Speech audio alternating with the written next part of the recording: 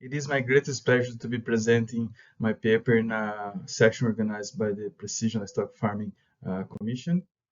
Today, I'll be talking about a self-contained unit that we have been developing for assessing bison with the capabilities of checking ID, performance, basically growth, and then characteristics related to welfare and health. My name is Yuri Montanholi. I'm a researcher and instructor at Lakeland College in Canada. This study has been supported by several agencies, which include government agencies, uh, industry representations, farmers, and a few others. So it is a really joint effort towards improving the assessments of bison in the field. For this presentation, I'll be covering some aspects related to bison in general, and then some of the work that I have been doing in terms of research and extension. The main portion of the presentation will be around BisonSense, and then I'll be inviting you guys for seeing more about Bison and my contact information at the end. So bison, just to start, is not buffalo. A lot of people get those things messed up, mix it up, and bison, it is really like a furry, big animal that lives in colder regions, while buffalo, it is from warmer temperatures, and they're quite different. Although the roots, the evolution of bison and buffalo, they have some common ancestries. Uh, Bison was originated from species from Asia, and then they end up migrating all the way to North America. And then there are some differentiations, some different species. We have the Bison bonasus, that it is the bison, the European bison, and then we have the bison with two subspecies, the plains and the woods, and those are the two species that we work with in North America. Originally, this species covered quite a bit of land, all the way from Alaska until Mexico, and was a primary resource for enable the livelihoods of indigenous communities. So these are some examples of indigenous communities in Canada. They rely a lot on the bison. And in this drawing here, we just have one example, what they call the bison jump, that method that indigenous people use to hunt the bison. So they would chase the bison all the way to a cliff, and then as the animal fall, they would have some injuries, and then they were able to get a hold of the animals. However, in the 1850s, the white man was a bit more sophisticated on that work, and they reduced the bison population from 60 million to less than 300, which is considered a major carnage. Once a highway crossing Atlantic to ocean, connecting the two oceans, was developed, and then was just hunting for fun and destroying the animals. Um, and then there have been quite a bit of efforts to recover the bison. Today, when we put together United States and Canada, we have about 400,000 animals, 150,000 only in Canada. And then in Canada, we have about 13 animals in parks. And then when you combine United States and Canada, there's about 30,000 animals in tribes, kept by indigenous communities. And about 100,000 bison are in commercial farms, and they're processed every year to become meat. The recovery process, it is ongoing. There's major efforts of bringing bison back to the lands, and the same way bringing back bison to the indigenous communities. And a lot of this was possible thanks to the farmers that could see value in keeping the animals and then breeding and then increase the populations and so on. In Canada, there's about a thousand farms that have bison, and the average herd is about 150 animals. And every year, 32,000 bison raised in Canada are shipped to the United States for processing. When it comes to production systems in Canada, basically you have the traditional grass-fed bison, just as they evolved, and also have bison that are finished in feedlots. When animals are finished, consume basically barley rations, and then they just have a different ways, not too different from what you do with beef cattle. And then moving the gears a little bit, just want to give a little brief on bison research and extension. It has been just over 2 years that I started getting busy with Bison, and must say that has been such a sweet journey. It is a very nice industry to work. I have a lot of progressive producers interested in learn more and adopt new technologies. And so far, I have been doing quite a bit of activity in quite a few domains, as you can see in this slide. A lot of times doing demonstrations of techniques and helping producers to check if certain methods may or may not use, developing new ways of assessing forages and also assessing the performance of the animals on grazing, and also doing some primary research as the work on rumen microbiome, life cycle assessment, and so on. And today I'll be talking about BisonSense, which is one of my little babies, let's put like that. There's a few things that need to be mentioned when it comes to bison. Getting a hold of bison, handling bison can be dangerous. It's important to remember that bison is not a domesticated animals and they're very strong. Like bison can run 50 kilometers an hour very quickly, from 0 to 50 kilometers, like in a few seconds.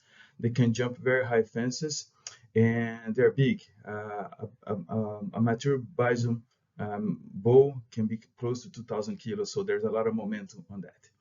And then when you look at the literature, for the scientists, you can see that there's papers about how to cope, how to deal with the behaviors.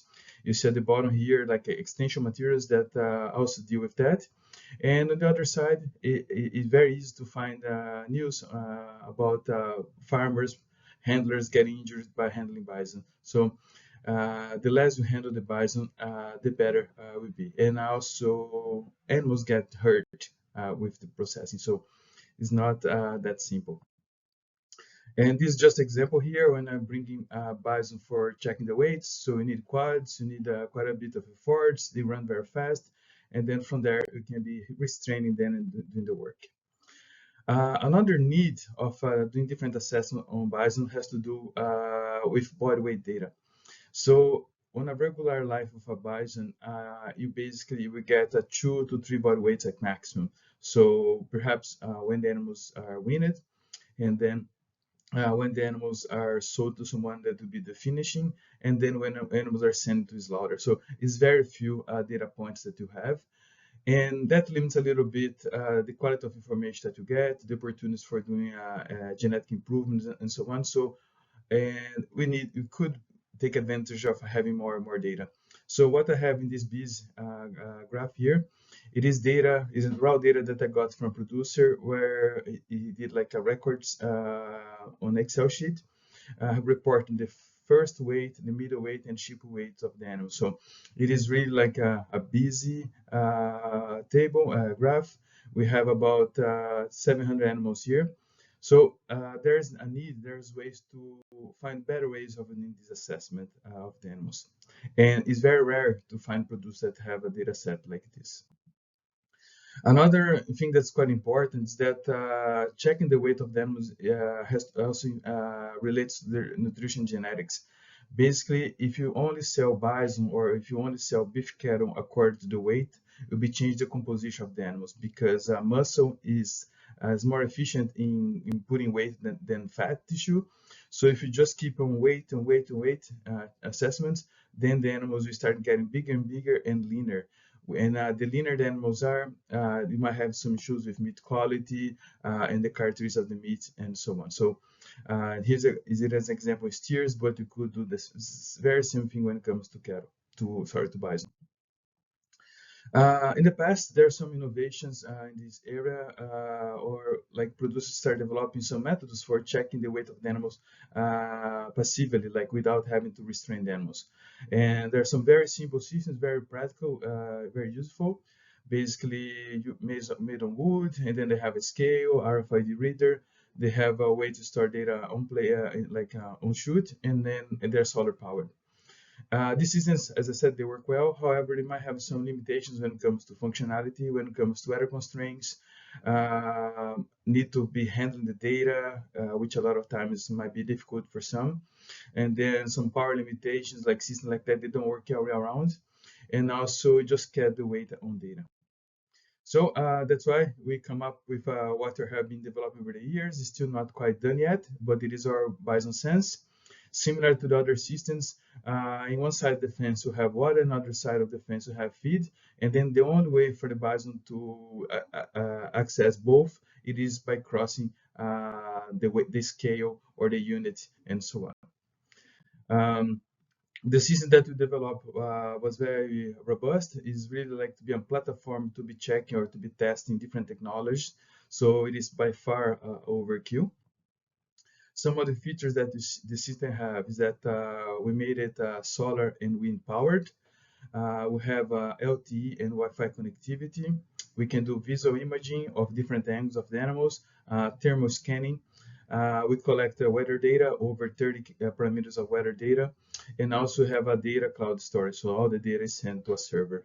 And one important feature is that the system is rugged, can work all the way from -40 to +40. And this is very important because where we're located in North Alberta, Northern Canada, we can get those ranges of temperatures. So having the system rugged, it is essential to make sure that it works all year round. The same way, having solar panel and wind power is also important because that's the way to ensure that they have power all year round. And when it comes to user interface, we develop our platform on Grafana. I really recommend this platform. It's a free platform, and I would say that's relatively easy to develop the work. So here we have the table with the weather data, and then I have another one for animal, power, herd, and so on. And it's very practical, very intuitive to develop. And when it comes to power supply, we certainly have a lot more power than what you need in the system. And because the system is still in development, our next advancement it is to develop a sorting gate. So then when the animals are assessed, we will probably have a way to separate some animals according to tag, according to weight, whatever criteria, which again will be minimize the need for handling the animal. One unique thing about Bison is that Bison doesn't like things swing in front of their face. So we certainly need to be very creative when we get to develop a solution for this. The weather station that we implemented has capability of gathering a lot of support variables that might relate to quite a few traits of production, behavior, and so on. So this is still under the development. And one item that's very important, as I said before, on body composition is be able to check the fatness stats of the animals. So we have this brilliant publication from Halamish in 2013, where they're developing a method with thermal image for checking the fatness, in this case, body condition score in dairy cows. And we have been working in a similar way to do something similar for the bison. We'll get there. And for the last piece of this presentation, I just want to talk a little bit about the weights of the animals, how we have been doing work on that. So basically, we start with a simple trial, 30 animals, 30 days and 11 animals.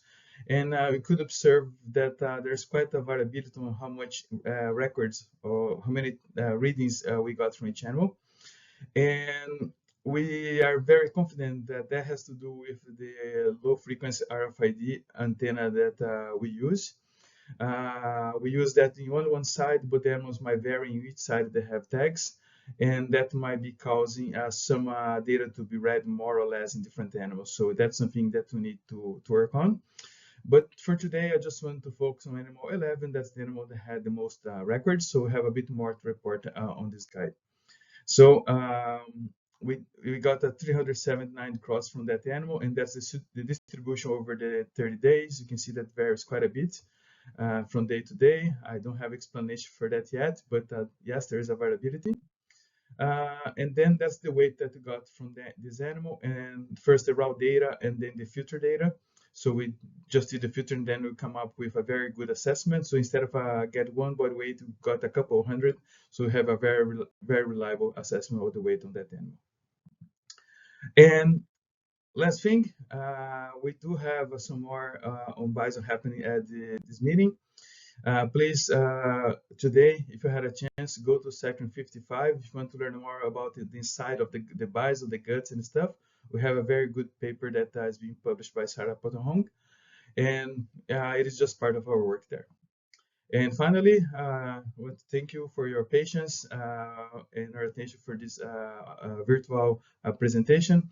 If you want to talk more about Bison, please, you can reach me out through ResearchGate, through my personal email. And also, I do have a YouTube channel called Boost Hours Efficiency, where I'll be posting this video. Thanks so much.